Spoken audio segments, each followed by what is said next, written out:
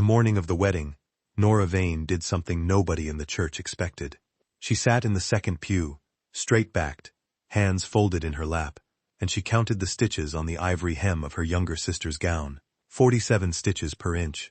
She knew this because she had sewn them herself. 8 nights, a single candle, the kind of careful, quiet work that nobody notices until the moment it is displayed in front of 200 people at the altar of St. Crispin's Church on a pale September morning, worn by the woman who had taken the man Nora was supposed to marry. Her name was Cecily, 18 months younger, soft-voiced, bright-laughing, and completely incapable of managing a household account without assistance. She stood beneath the arch of white flowers, with her hand in the hand of Mr.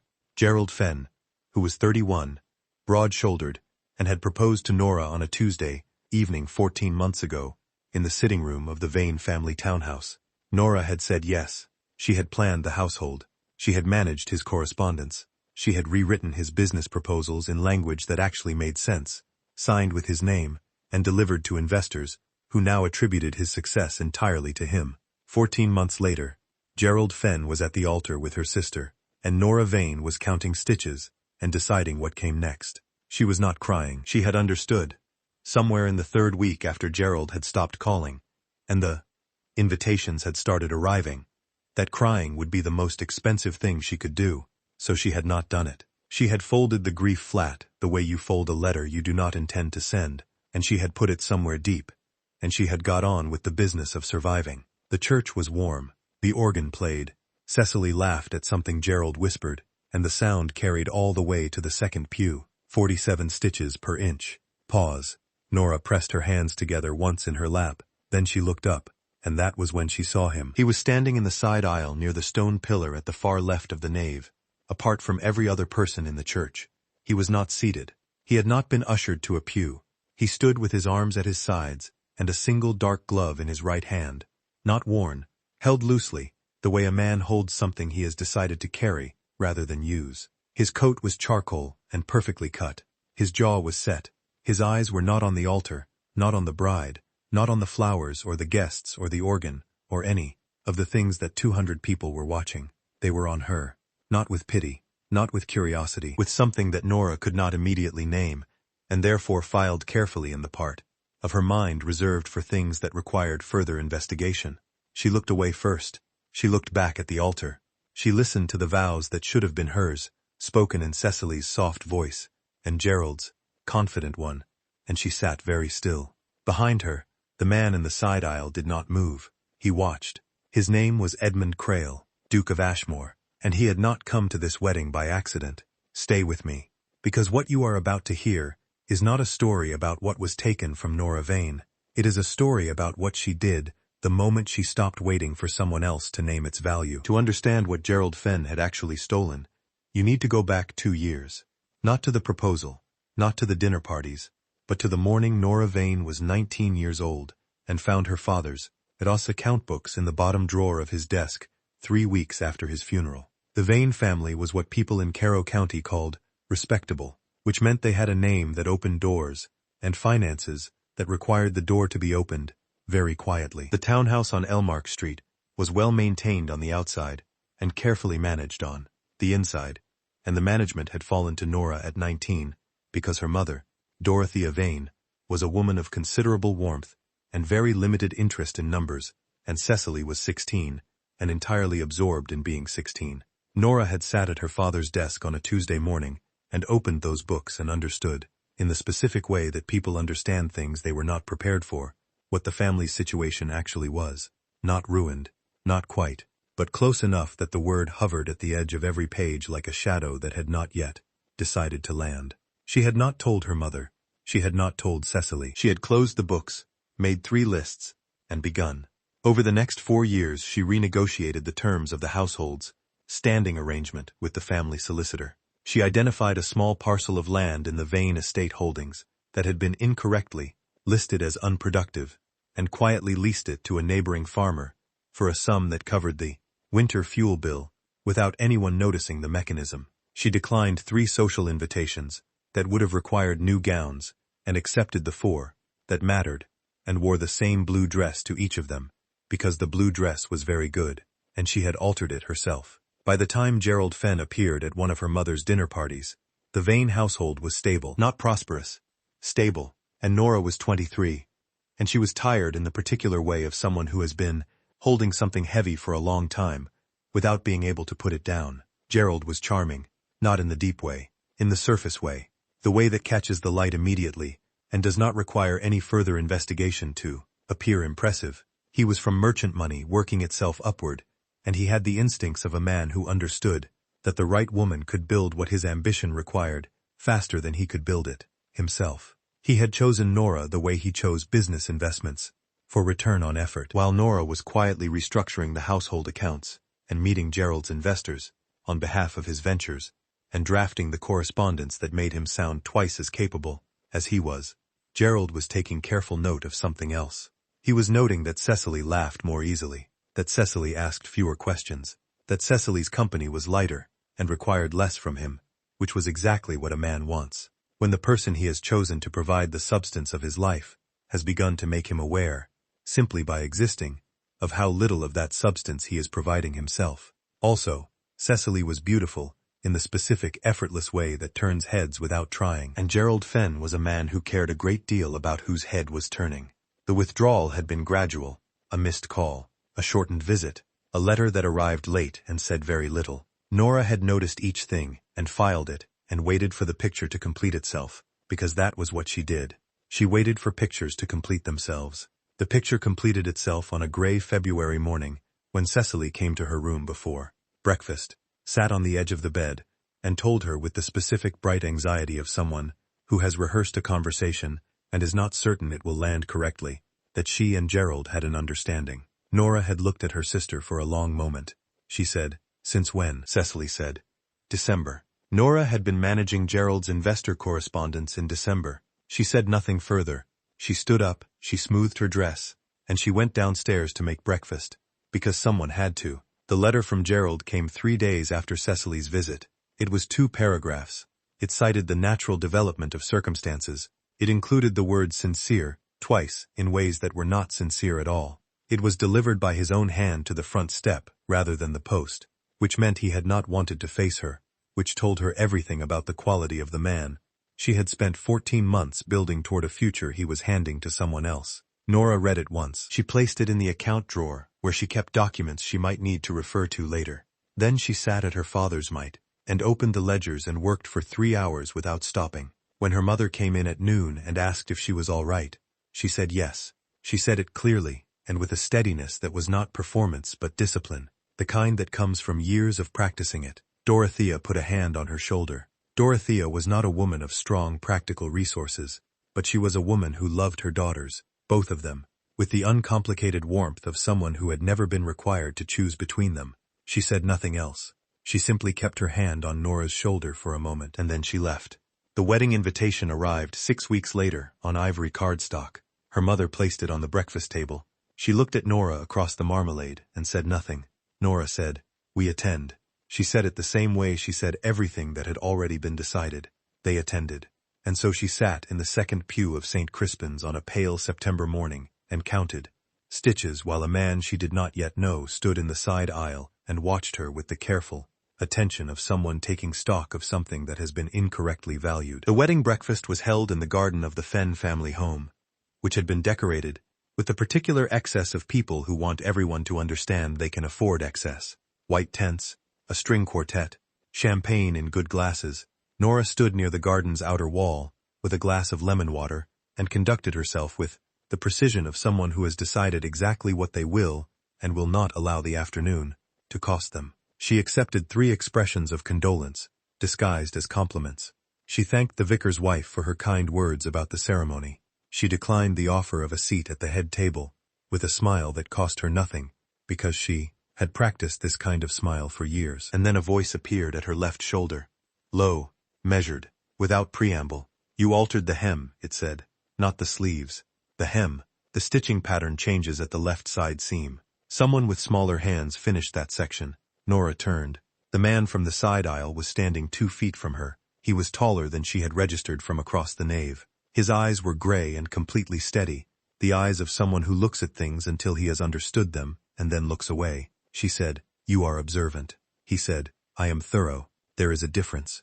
Pause. She looked at him directly. She said, I am going to assume you know who I am. He said, Nora Vane, elder daughter. The one who managed the Vane household accounts for 4 years without informing the household that she was doing it. The one who wrote 3 of the 4 investor letters that established Mr. Fenn's current business standing. The one sitting in the second pew this morning. The one, not the front pew. She heard that. She said, and you are, he said, Edmund Crail. You can say the title if it makes you more comfortable. Most people do, she said. It does not particularly. Something shifted very slightly in his expression.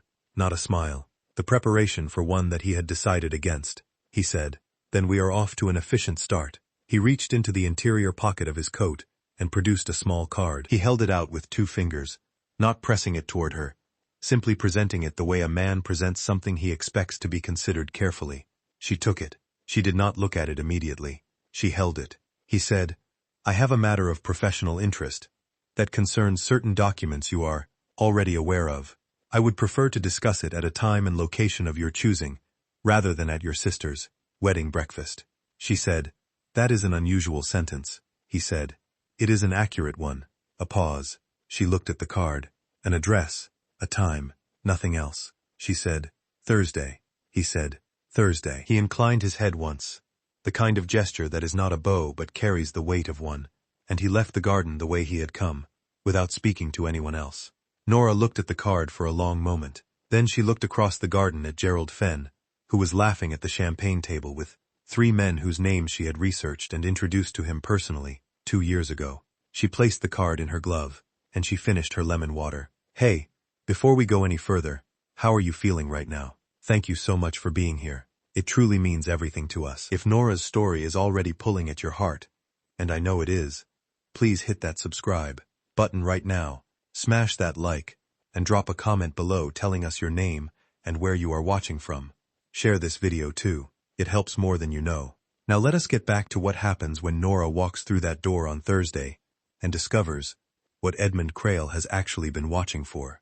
Nora arrived at the address on Thursday at precisely the time written on the card, which was 10 in the morning, because if someone had chosen that time, it was either a test or a preference, and she intended to treat it as the latter. The address was a solicitor's office on the north side of Caro's Market Square, belonging to a woman named Mrs. Aldred Tapp, who was 53, sharp-faced, and the only female solicitor in the county. She had established her practice 8 years ago after her husband's death, and had built it by being, as she was reported to say, twice as precise as anyone else in the room. Nora recognized the name. She had consulted 3 legal texts in the county library at various points, while managing the Vane accounts, and Mrs.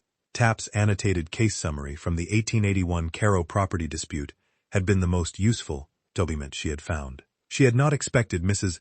Tapp to be Edmund Crail's solicitor. She revised her assessment of him upward. Edmund was already there when she arrived. He was standing at the window with a file open in one hand, reading, and he looked up when she came in with the expression of a man who was not surprised, and had not expected to be. Mrs.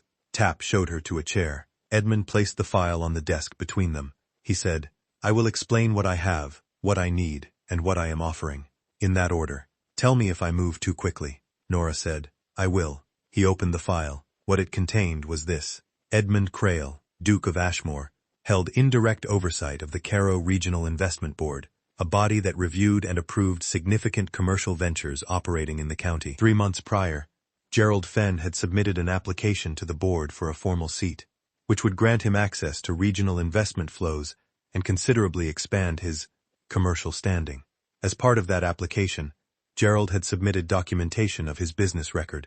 That documentation included 4 investor letters, a restructured supplier agreement, and a financial analysis of his quarterly accounts, all of which bore Gerald's signature and were represented as his own work. Edmund had reviewed the application personally. He had noted, he said, that the financial analysis contained a methodology he had not encountered before in Caro business documentation, a specific approach to supplier margin calculation that was unusual in its precision and in the particular way it weighted seasonal variance. He had seen similar methodology in only one other document in his recent experience, a renegotiation proposal that the Vane family solicitor had submitted to the county land registry on behalf of the estate 3 years ago.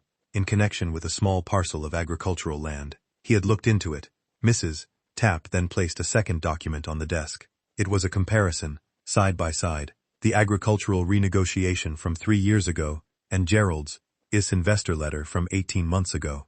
The methodology was not similar. It was identical. The phrasing was not alike. It was the same. 3 phrases in particular appeared verbatim, including one that contained a grammatical construction so specific that Mrs. Tapp said, setting her pen down, that she had never seen it used that way, outside of a single author's hand. Nora looked at the comparison for a long moment. She said, "You built this case." Edmund said, "Mrs. Tapp built this case. I provided the direction." Nora said, "Why?" He looked at her steadily. He said, "Because the application to the board required review, and the review produced evidence that the application's basis was false. A man who represents borrowed work as his own, to gain institutional standing, is committing a fraud. The institutional standing does not belong to him. The person whose work it actually was has received nothing from the arrangement." Pause. He said, "I found that unsatisfactory." Nora looked at the documents. She looked at Mrs. Tapp, who was watching her with the careful attention of a woman who had spent 8 years, reading rooms, and knew exactly what she was looking at. She said, "What do you need from me?" Mrs. Tapp said, "A statement, attested, signed, confirming that the work in those documents originated with you, with supporting evidence where available. Account books, draft correspondence, anything in your hand that predates the versions Gerald submitted." Nora said, "I have the draft letters. I keep everything in draft before I produce a final copy. It is a habit." Mrs. Tapp looked at Edmund. Edmund looked at Nora. He said, "Of course you do." There was something in the way he said it that was not quite a compliment, and not quite something else, and Nora filed it in the same careful place she had filed his gaze from the side aisle of the Bronus church. She said, "I will have the drafts to you by Friday." She had them there by Thursday evening. Over the following 2 weeks, Nora found herself returning to the office on Market Square more frequently than the case strictly required. There were documents to review. There were questions Mrs.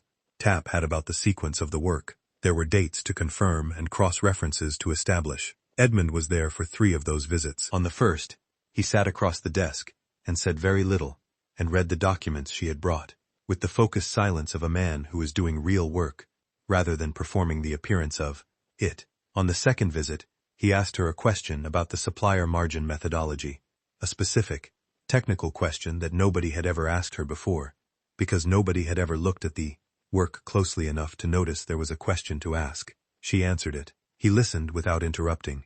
When she finished, he said that her approach anticipated a problem in the standard calculation, that most commercial analysts did not identify until the second quarter loss had already happened. She said her father had first noticed the problem. She said she had developed the solution. He said, "How old were you?" She said, 20. He said nothing for a moment. Then he said, "Mrs. Tapp will have the application response ready by the end of the month." She said, "What will the response say?" He said, "That the application is declined on the grounds that the submitted documentation cannot be verified as the applicant's independent work, and that a formal inquiry into the misrepresentation has been opened." Nora absorbed this. She said, "Gerald will know it was me." Edmund said, "Yes." She said, "And Cecily will be affected." He said, carefully, "The inquiry is directed at Gerald Fenn's professional conduct, not at his marriage. The consequences will be professional ones." She said, "That is a careful answer." He said, "It is an accurate one." Pause. They looked at each other across the desk for a moment. The office was very quiet. The window behind Mrs. Tapp's chair looked out onto the market square, where the Wednesday flower sellers were setting up, and the sound of it came through the glass as a distant, comfortable noise. Nora said, "Why did you come to the wedding?" Edmund said, "I wanted to understand the full situation before I acted on it. Documents tell you one kind of truth. People tell you another." She said, "And what did I tell you?" He said, "That you were sitting in the second pew, counting stitches on a gown you made yourself, and you had not cried, and you were not going to, and whatever you were planning to do next, you had already decided it." A pause. She said, "I had not planned anything yet." And he said, "You were on the verge of it. There is a difference." She looked at him. This time she did not look away first. The board inquiry notice arrived at Gerald Fenn's business address on a Monday morning. Nora knew this because Mrs. Tapp sent her a note that simply said, "Delivered," which was all the information Nora had asked for, and all she required. What she did not know, and discovered 3 days later when Cecily appeared at the Elmarch street door with a pink face and a voice pulled tight with something trying to be composed, was that Gerald had told Cecily that the inquiry was Nora's doing. He had told her that out of jealousy. He had told her that Nora had never accepted the way things had gone, and that she had gone looking for a way to damage him, and had manufactured this situation from spite. Cecily stood in the hallway of the family home and said, "Is it true, Nora? Did you go to someone? Did you arrange this?" Nora said, "I provided documents to a legal inquiry that Edmund Crail's office opened after reviewing Gerald's application to the regional board." Cecily said, "So yes." Nora said, "I provided the truth when asked for it. I did not go looking. I was found." Cecily said, "It is the same thing." Nora said, "It is not. But I understand why it feels that way to you." Cecily looked at her with the complicated expression of a woman who is in the early weeks of a marriage that is already less comfortable than she had expected it to be, and who does not want to examine that discomfort too closely. She said, "I thought you had made your peace with it." Nora said, "I made my choice about how to carry it. That is not the same as peace." Cecily left. Dorothea Vane found Nora in the study that evening. She sat in the chair across the desk, the way she had sat there hundreds of times when their father was alive, and she wanted to be near someone who was working. She said, "Cecily is angry." Nora said, "I know." She said, "Are you going to explain yourself to her?" Nora said, "I told her the truth. If it requires further explanation, that is because she has decided the explanation is wrong, and I cannot correct a decision. Only she can do that." Dorothea was quiet for a moment. Then she said something she had not said before. She said, "I knew the accounts were in difficulty after your father died. I knew you had taken them on. I chose not to ask how you were managing because I was afraid the answer would require something of me that I did not have." She paused. She said, "That was not fair to you. I have known for some time it was not fair. I am telling you now because I should have told you years ago." Nora looked at her mother. This woman who had always been warmth without infrastructure, love without logistics. She had spent years quietly providing the infrastructure, so the warmth could continue, uninterrupted, and she had not once been asked. She said, "I know, Mother." She said, "I did it because it needed doing, not because I was owed the asking." Dorothea reached across the desk and put her hand over Nora's. They sat like that for a while, and Nora, who had not cried at the wedding, and had not cried at the letter, and had not cried through any of it, sat in her father's chair in the lamplight, with her mother's hand over hers, and let the tiredness of 4 years settle through her like the end of a long season. She did not cry, but she came close. The next morning brought something unexpected, a letter, not from Gerald, not from Cecily, not from Mrs. Tapp, from Edmund. She had not previously received a letter from him. All their communication had been through the office or through Mrs. Tapp's notes. This was different. The handwriting on the outside was different from what she would have expected. Precise but not rigid. The handwriting of someone who wrote a great deal and had stopped performing the neatness of it. She opened it at the desk before breakfast. He wrote, "I owe you an explanation that I should have offered earlier. I came to the wedding in September, not only for the case. I had read the documents before that morning. I had already formed my assessment of what had been done and who had done it. What I had not yet formed was a complete understanding of the person those documents represented. I want to be clear about something. The inquiry was the correct action, regardless of what I found at the wedding. It would have proceeded without my attendance there. I did not go because I had already made a decision about you. I want you to be certain of that, because I have come to understand that you have had enough experience of people who approached you with a predetermined agenda, disguised as something else. What I found when I went was not what the documents had led me to expect. The documents described someone capable. What I found was someone who had decided, in the middle of something that would have defeated most people, that the correct response was not defeat. I have been thinking about that since September. I have been thinking about it with a frequency that exceeds what a professional matter would warrant. I am not asking you for anything. I am offering you the information.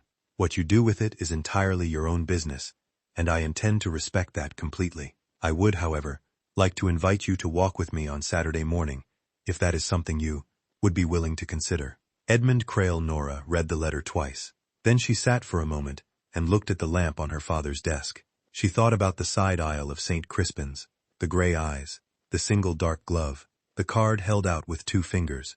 "You can say the title if it makes you more comfortable," She thought about a man who had built a case from a margin calculation in an agricultural document, who had noticed a grammatical construction that nobody else had thought to look for, who had asked her how old she was when she solved the supplier problem, who had said, "Of course you do," when she told him she kept drafts. She got up. She went to the writing table by the window. She wrote 3 words, Saturday. Yes, Nora. She folded it and sent it before she had time to do anything else with it. Saturday arrived cold and clear, the kind of November morning where the light comes in flat and honest and makes everything look exactly as it is. They walked on the long path through Caro's Eastern Park, which was quiet at that hour, the trees past their color and bare now, the grass stiff with frost.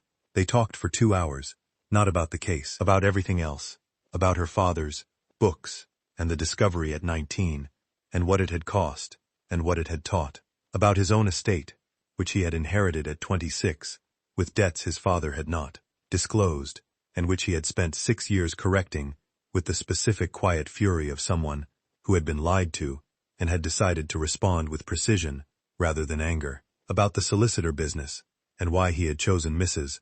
Tapp, who had been the only person in the county whose legal reasoning he respected, and who happened not to be willing to give him any professional discount for his title, which he said he had found immediately persuasive. He talked differently when they were not in the office, still precise, more willing to say when something had been hard, less interested in the professional register, and more interested in the actual thing underneath it. Nora found that she was also more willing. She said things she had not said to anyone, about the year she had redirected her own inheritance into the drainage repair, and told nobody, about the specific exhaustion of being capable in a way that makes you invisible, about the moment she understood, sitting at her father's desk with Gerald's letter in her hand, that she had been chosen not despite her abilities but because of them, and that the distinction was the most important thing she had ever understood about the way she had been treated. Edmund listened. He did not say it was all right. He did not say she should have done anything differently. He said, "You understood something that most people spend a lifetime avoiding, and you understood it at 25. That is not a small thing," she said. It did not feel like an advantage at the time. He said, "Most true things don't." They had reached the end of the park path by then, where it met the road and the frost on the grass gave way to pavement. They stopped. He said, "I should tell you that I intend to continue this, if you are willing. Not the case. The case is nearly concluded. I mean this. These walks, these conversations. I intend to continue them, because I have not had a conversation of this quality in several years, and I am not prepared to treat that as a coincidence to be set aside," she said. "That is a very careful way of saying something that is not a careful thing," he said. "I am a careful man who has decided to stop being careful about this particular matter." Pause. She looked at the bare trees at the end of the path. She said, "I am not a simple situation." He said, "I know. I have reviewed the documentation." She laughed. It surprised her. It came out completely unguarded, the kind of laugh that has not been used in a while, and arrives a little louder than expected. He looked at her when she laughed with an expression she would later think about more than once. In the quiet of the study, she said, "Next Saturday." He said, "Next Saturday. You have come so far with Nora, and you deserve to see this through. Stories like this one survive because people like you carry them forward. If this story has moved something in you, this is the moment to act on it. Subscribe right now so you never miss what comes next. Like this video to let us know it mattered. Share it with someone who needs to hear it today. And drop a comment telling us what moment hit you hardest. We are almost at the end. Let us see this through together. The Caro Regional Investment Board hearing was held on a Tuesday morning in the second week of December. It was not a public event. Hearings of this kind rarely were, but the people who mattered were in the room. The 3 board members who had not been part of the application review, Mrs. Tapp with her documentation, Edmund at the head of the table in his capacity as oversight authority, and Gerald Fenn, who arrived with his own solicitor and the strained confidence of a man who had not yet fully accepted that the position he was occupying had already collapsed. Nora was not required to attend. Mrs. Tapp had told her this. The documentation was sufficient. Her statement was sufficient. She attended anyway. She sat at the back of the room in a plain dark coat, and she said nothing during the opening formalities, and she watched Gerald's solicitor present the argument that the documents had been collaborative work, that the nature of a professional partnership sometimes blurred the lines of individual contribution, that there was no malicious intent. Mrs. Tapp presented the drafts, dated, in Nora's hand, predating Gerald's submitted versions by 3 months in the earliest case, 7 months in the latest. Gerald's solicitor began a second argument. Gerald himself sat very still and did not look at the back of the room. Edmund said, "The documentation is clear. The question before this board is not one of intent, but of representation. What was represented, and what the record shows. I do not believe we need to spend further time on the former, when the latter is this unambiguous." Brief quiet. One of the board members asked Gerald directly whether he had authored the financial analysis submitted with the application. Gerald said, "I oversaw the work." The board member said, "Overseeing work and authoring it are different representations. The application states authored." Gerald said nothing. Edmund looked at the room. He said, "The application is declined. The formal finding will note misrepresentation of professional contribution. That finding will be part of the board's public record." He looked at Gerald for exactly 1 moment. He said, "This board's work here is concluded." Gerald's solicitor began to speak. Gerald put a hand on his arm and stopped him. Gerald was a man who had always been good at knowing when a room had turned. He recognized this room. He stood. He looked at the back of the room for the first time. He found Nora. He looked at her for 3 seconds. She looked back. She did not say anything. She did not need to. She had already said everything that needed saying in the drafts dated in her own hand, in the methodology so specific that only its author could have produced it, in the 4 years of quiet work that had finally been read correctly by people who knew how to read it. Gerald left. His solicitor left after him. The board members began gathering papers. Mrs. Tapp crossed the room to where Nora was sitting and said, quietly, and with the satisfied expression of a woman whose case had done exactly what it was built to do, "The record will show it was yours. It will show it in the public register by the end of the week. Anyone who looks will find it there." Nora said, "Thank you." Mrs. Tapp said, "Do not thank me. I was simply thorough." She straightened her file, "As were you." Edmund appeared at the door as the room was clearing. He waited until the others had filed past. Then he came to where Nora was standing. He said, "Are you all right?" She said, "Yes." She said it immediately, clearly, and meant it in a way she had not always meant it when she said it. He said, "I should tell you that the board's finding makes one further thing possible. The investor relationships that Gerald built using your work and your introductions. 3 of those investors now have accurate information about the source of the analysis they relied on. Mrs. Tapp has been in contact with them. 2 have expressed interest in engaging you directly." Nora looked at him. He said, "I did not arrange that." Mrs. Tapp noted the opportunity and pursued it. "I simply did not tell her not to." She said, "That is a very precise distinction." He said, "I thought you would appreciate it." She stood in the empty room for a moment. The morning light came through the high windows, flat and cold and clear. She said, 4 years ago I sat at my father's desk, and I understood that if I did not hold things together, they would not hold.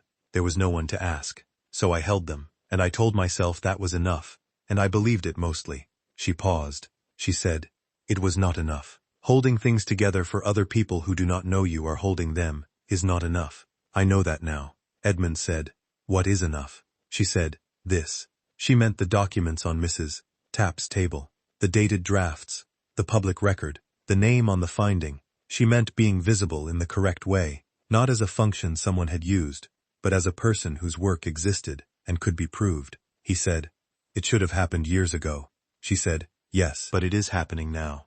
Pause. He looked at her with the expression she had been filing carefully since the side aisle of St. Crispin's Church. The expression she understood now. It was the expression of a man who had reviewed the full picture and had not found anything in it that diminished what he had decided. He offered her his arm. She took it. The hearing's finding was entered in the public register on Thursday. By Saturday it was being discussed at the Carrow County Gentlemen's Club, the Ladies' Benevolent Society's Thursday tea, and in the drawing rooms of at least 4 of Gerald Fenn's social acquaintances, because public registers in small counties travel faster than post. Gerald's standing contracted. Not dramatically, the way scandals contract things in books, in the careful, gradual way that real consequences arrive. One door closing quietly, then another, then a third. The trade investors who had come in through Nora's network and relied on her analysis withdrew their confidence in his independent judgment. The trade commission seat he had been working toward was no longer a realistic prospect. The social brightness that Cecily's company had lent him began to feel different in rooms where people had read the register. He did not become destitute. He retained enough, but the elegant ambition he had built on borrowed foundations shrank to something correctly sized for what he had actually built himself.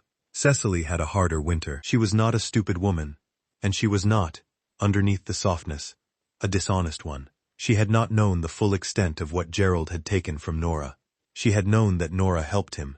She had not looked closely at what help meant in the specific terms of those 14 months, because looking closely would have required her to know something she preferred not to know. She came to Elmark Street in January. She came alone, without pastries, without a prepared speech, with the specific thin quality of someone who has been doing hard thinking and has not yet decided if they have arrived anywhere. She sat in the study. She said, "I did not know the extent of it."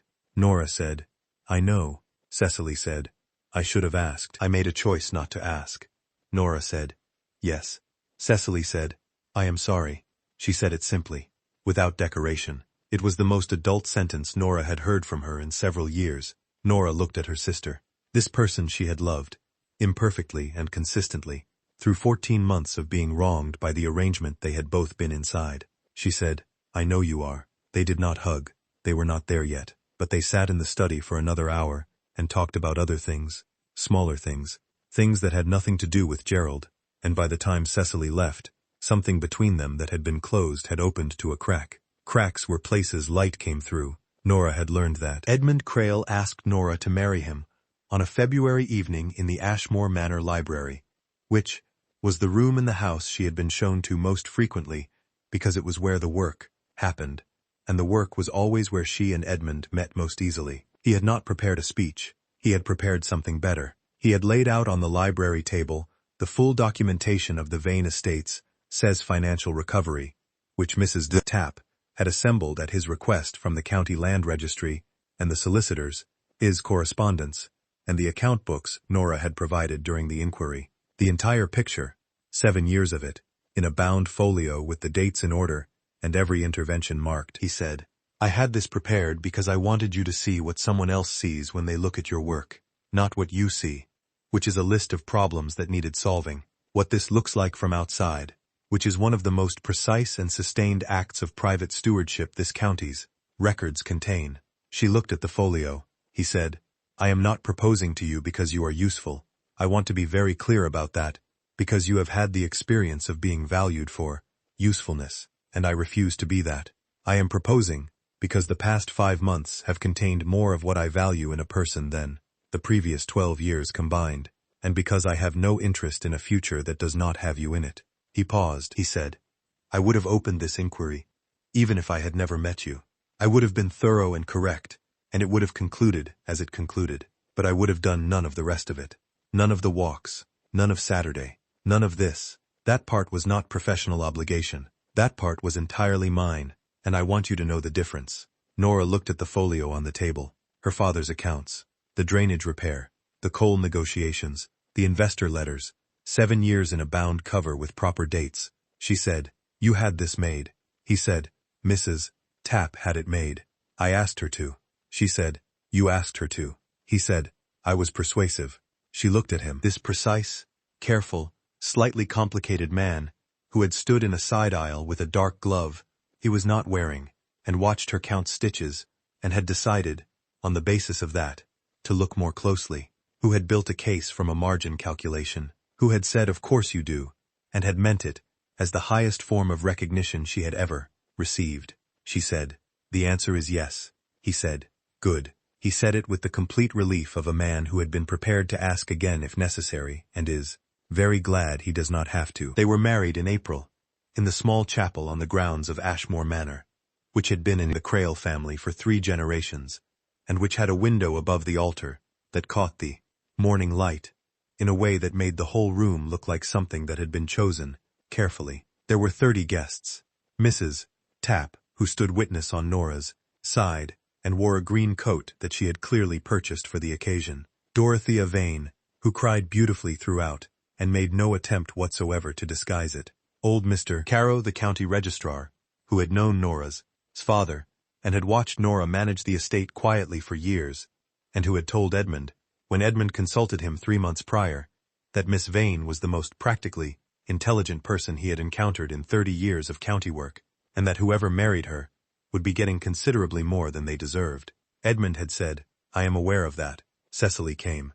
She sat in the 4th row with Gerald, who sat beside her with the quiet composure of a man who has made his peace with a smaller version of the life he had planned. He did not speak to Nora. Nora did not require him to. Edmund stood at the altar in a dark coat without decoration, because Nora had told him that she did not want a ceremony that announced itself, and he had said, "Then we will have a ceremony that means itself instead."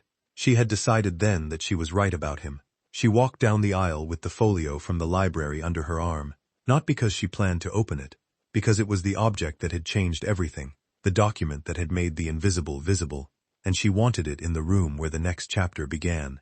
She stood beside Edmund. He looked at her with the gray, steady eyes that she had been reading correctly for 5 months. Now, she looked back. That was enough. They returned to the manor in the afternoon, and Nora stood in the entrance hall of Ashmore Manor and looked at the high stone ceiling and the long windows and the sense of a house that had been used honestly across many years, and she thought of the Elmark Street study, and her father's chair, and the account books, and the Tuesday morning, when she had opened them at 19, and understood what was required of her.